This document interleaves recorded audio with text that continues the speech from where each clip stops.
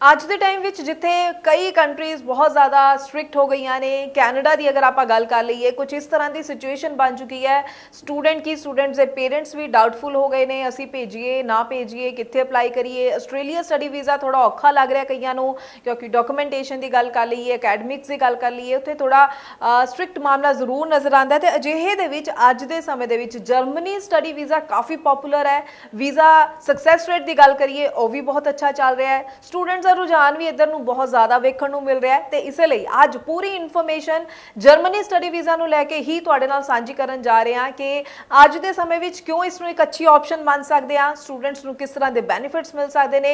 Requirements ਦਾ ਤਾਂ ਪਤਾ ਹੋਣਾ ਸਟੂਡੈਂਟਸ ਨੂੰ ਬਹੁਤ ਹੀ ਜ਼ਿਆਦਾ ਜ਼ਰੂਰੀ ਹੈ। ਜਦ ਤੁਸੀਂ ਕਿਸੇ ਵੀ ਕੰਟਰੀ ਬਾਰੇ ਮਨ ਵਿੱਚ ਵੀ ਸੋਚ ਲੈਂਦੇ ਹੋ ਨਾ ਕਿ ਮੈਂ ਇੱਥੇ ਅਪਲਾਈ ਕਰਾਂ, ਤਾਂ ਉਦੋਂ ਹੀ ਤੁਹਾਨੂੰ ਰਿਕੁਆਇਰਮੈਂਟਸ ਦਾ ਪਤਾ ਹੋਣਾ ਚਾਹੀਦਾ ਹੈ। ਤੇ ਇਸੇ ਲਈ ਅੱਜ ਦੀ ਵੀਡੀਓ ਵਿੱਚ complete information Germany study visa ਨੂੰ ਲੈ ਕੇ ਤੁਹਾਡੇ ਨਾਲ ਸਾਂਝੀ ਕਰਾਂਗੇ। ਸਵਾਗਤ ਹੈ ਜੀ ਸਾਰਿਆਂ ਦਾ, ਮੈਂ ਹਾਂ ਹਰਜੋਤ ਕੌਰ ਔਰ ਇਹ ਪੂਰੀ ਇਨਫੋਰਮੇਸ਼ਨ ਤੁਹਾਡੇ ਨਾਲ ਸਾਂਝੀ ਕਰਨਗੇ ਸਟੱਡੀਜ਼ ਕੇਅਰ ਅਬਰੋਡ ਤੋਂ ਚੰਡੀਗੜ੍ਹ ਬ੍ਰਾਂਚ ਹੈਡ ਅਨੀਤਾ ਪੰਡਰਾਲ ਜੀ। ਬਹੁਤ ਬਹੁਤ ਸਵਾਗਤ ਹੈ ਜੀ। ਸਤਿ ਸ਼੍ਰੀ ਅਕਾਲ। ਸਤਿ ਸ਼੍ਰੀ ਅਕਾਲ ਜੀ। ਸੋ ਅਨੀਤਾ ਜੀ ਦੱਸੋ, ਅੱਜ ਮੈਂ ਜੋ ਜਰਮਨੀ ਸਟੱਡੀ ਵੀਜ਼ਾ ਦੀ ਗੱਲ ਸ਼ੁਰੂ ਕੀਤੀ ਹੈ, ਕਿਉਂਕਿ ਸਟੂਡੈਂਟ ਦੇ ਸਵਾਲ ਵੀ ਸਾਡੇ ਕੋਲ ਲਗਾਤਾਰ ਆਉਂਦੇ ਨੇ, ਤਾਂ ਜ਼ਰੂਰ ਇੱਕ ਪੁਆਇੰਟ ਇਸ ਦਾ ਜਰਮਨੀ ਸਟੱਡੀ ਵੀਜ਼ਾ ਦਾ ਸਟੂਡੈਂਟਸ ਨਾਲ ਸ਼ੇਅਰ ਕਰਨਾ। ਕਿਹੜੀ ਪ੍ਰੋਫਾਈਲ ਵਾਲੇ ਸਟੂਡੈਂਟਸ ਲਈ ਬੈਸਟ ਆਪਸ਼ਨ ਮੰਨਦੇ ਹੋ, ਕਮਿੰਗ ਇਨਟੇਕ ਬਾਰੇ ਵੀ ਗੱਲ ਕਰਨਾ, ਫੰਡਸ, ਰਿਕੁਆਇਰਮੈਂਟਸ, ਫੀਸ, ਇਸ सब ਨੂੰ ਲੈ ਕੇ स्टूडेंट्स ਨੂੰ अवेयर करो, गाइड करो, ताकि स्टूडेंट राइट इन्फॉर्मेशन ਦੇ ਨਾਲ ਅੱਗੇ ਵਧੇ जी। सो आज की अगर मैं बात करूँ तो जर्मनी स्टूडेंट्स के बीच में एक ऐसी डेस्टिनेशन बन चुकी है जो कि हर स्टूडेंट डिस्कस करना चाहता है और हर स्टूडेंट उसके बारे में जानना चाहता है। तो सबसे पहले जर्मनी, अगर मैं एज एन स्टडी स्क्वायर की बात करूँ तो हम जर्मनी को काफ़ी टाइम से प्रमोट कर रहे हैं, तब से प्रमोट कर रहे हैं जबकि कनाडा और ऑस्ट्रेलिया भी बूम पे था, तब भी हमारी जो कोर डेस्टिनेशन थी वो जर्मनी ही थी। तो अभी क्योंकि वही चीज़ें सारी कंट्रीज़ धीरे धीरे जो उनके रूल्स एंड रेगुलेशन कहीं ना कहीं स्ट्रिक्ट हो रहे हैं, तो बहुत सारे एजेंट्स ने, बहुत सारे कंसल्टेंट ने जर्मनी को प्रमोट करना शुरू किया है। So students are getting the information, but ये बहुत ज़्यादा ज़रूरी है कि आप तक राइट इन्फॉर्मेशन पहुँचे, आप तक राइट रिक्वायरमेंट पहुँचे। ऐसा नहीं है कि जर्मनी आप तब अप्लाई करो क्योंकि आपका कहीं नहीं बन रहा तो आपका जर्मनी बन रहा है। तो अगर मैं जर्मनी की बात करूँ, वो बहुत ज़्यादा स्ट्रिक्ट हैं अपने रूल्स एंड रेगुलेशन को लेके। उनके जो रूल्स हैं वो भी टाइम टू टाइम चेंज होते रहते हैं। तो अभी जो रिसेंट जो उनके रूल्स एंड रेगुलेशन चेंज हुए हैं, वो सबसे पहले ये है कि earlier they were accepting the PTE, वो पीटी को एक्सेप्ट कर रहे थे, लेकिन अब उन्होंने कहीं ना कहीं क्लियरली अपने डॉक्यूमेंटेशन पे बोल दिया कि now onwards they will accept only IELTS. So अगर आइल्स है, अगर आइल्स आपने नहीं किया है तो टोफल के साथ अप्लाई कर सकते हो, नो एनी अदर टेस्ट। तो अगर आपका आइल्स एंड टोफल है तो जर्मनी में आई डोंट थिंक कि कोई ऐसा आपको प्रॉब्लम आएगी। आइल्स की जो रिक्वायरमेंट है वो 5.5, और अगर कोई स्टूडेंट मास्टर्स के लिए जाना चाहता है तो देन रिक्वायरमेंट शुड बी 6। दूसरी चीज़, इस टाइम पे बहुत सारे स्टूडेंट्स कंफ्यूज्ड हैं अपॉइंटमेंट्स को लेके कि अपॉइंटमेंट्स नहीं मिल रही हैं, बिकॉज कहीं स्टूडेंट्स ने एप्लीकेशन अप्लाई करी थी, एपीएस भी अप्लाई किया था, and students are not getting the appointment. तो सबसे पहले जब भी आप जर्मनी के लिए एप्लीकेशन अप्लाई करें, जिस दिन से आपकी जर्मनी के लिए एप्लीकेशन अप्लाई होगी, मेक श्योर कि साथ ही साथ आप एपीएस भी अप्लाई कर लें, so that we can save your time. Because आपकी ऑफर लेटर आने में, आपका ऑफर लेटर एक्सेप्ट करने में it will take 15 to 20 days, but अगर मैं एपीएस की बात करूँ तो APS will also take 20 to 25 days का जो एपीएस है वो भी टाइम लगेगा। सो अगेन, अगर आप एपीएस साथ में अप्लाई करोगे तो आपका टाइम बच जाएगा। जैसे ही आपका ऑफर लेटर आता है तो विदाउट एनी डिले यू पे योर ट्यूशन फीस। अब अगर मैं ट्यूशन फीस की भी बात करूँ, बहुत सारे स्टूडेंट्स हैं, स्कॉलरशिप की बात करें, जर्मनी में हमेशा आपके पास एक ऑप्शन होती है कि इधर you can apply, you can pay your half year tuition fees, या फिर मिनिमम डिपॉजिट, या फिर पूरे साल की फीस।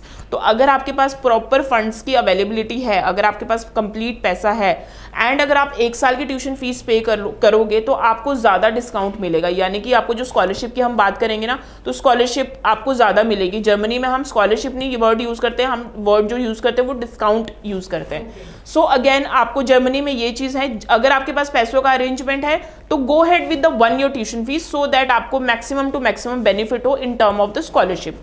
उसके बाद जैसे ही आपने अपनी ट्यूशन फीस पे कर दी, एपीएस आपका आ गया, स्ट्रेट अवे आप अपॉइंटमेंट के लिए अपनी जो प्रोफाइल है वो वेट लिस्टिंग में डाल दीजिए, बिकॉज इस टाइम पे जो टाइम है अपॉइंटमेंट के लिए वो 2 से 3 महीने का लग रहा है। तो अब इस टाइम पे ये बिल्कुल भी एडवाइजेबल नहीं है कि आप नवंबर इनटेक में अप्लाई करें या फिर बहुत नज़दीक वाले इनटेक में अप्लाई करें। जर्मनी में आप बिल्कुल भी उस चीज़ में मत जाइए कि कोर्स अवेलेबल है या नहीं है। जर्मनी में जो टाइम लग रहा है वो अपॉइंटमेंट्स में टाइम लग रहा है। कोर्स अवेलेबल होगा, आपने फीस भी पे कर दी, सारा सब कुछ पे कर दिया, लेकिन व्हाट इफ अगर आपको अपॉइंटमेंट ही नहीं मिली, तो अपॉइंटमेंट के लिए आप 2 से 3 महीने की विंडो जरूर रखिए।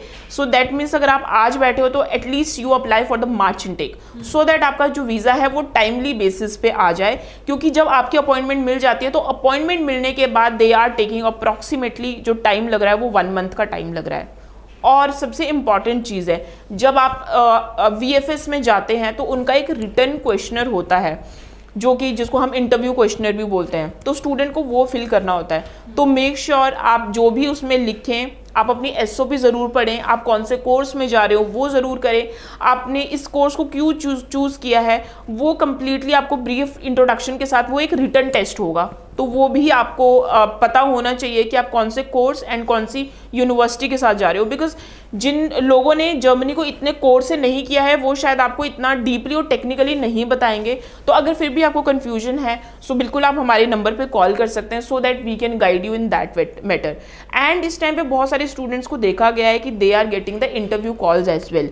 सो अगर आपको इंटरव्यू कॉल आ रही है तो जस्ट बी कॉन्फिडेंट एंड बताएं कि why you are going for this course and इस कोर्स के बाद आपके क्या वीज़ा चांसेस हैं। आई वुड से इस टाइम पे 50% स्टूडेंट्स को कॉल आ रही है, तो बिल्कुल भी आप ये ना मान के चलिए कि बहुत ही रेयर स्टूडेंट्स को कॉल आ रही है। 50% students are getting the call from the high commission.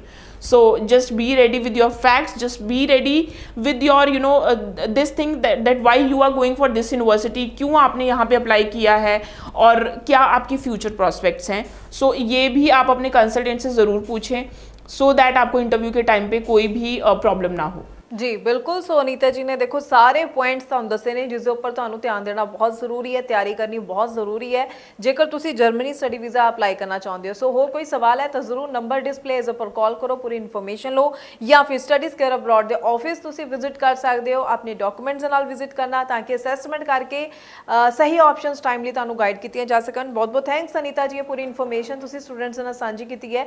ਅੱਗੋਂ ਵੀ ਅਸੀਂ ਸਟੂਡੈਂਟਸ ਦੇ ਲਈ ਇਸੇ ਤਰ੍ਹਾਂ ਨਾਲ ਹੋਰ ਇਨਫੋਰਮੇਟਿਵ ਵੀਡੀਓਜ਼ ਲੈ ਕੇ ਆਉਂਦੇ ਰਹਾਂਗੇ। ਫਿਲਹਾਲ ਹੀ ਦਿਓ ਜੀ ਇਜਾਜ਼ਤ। Thank you so much. Thank you so much.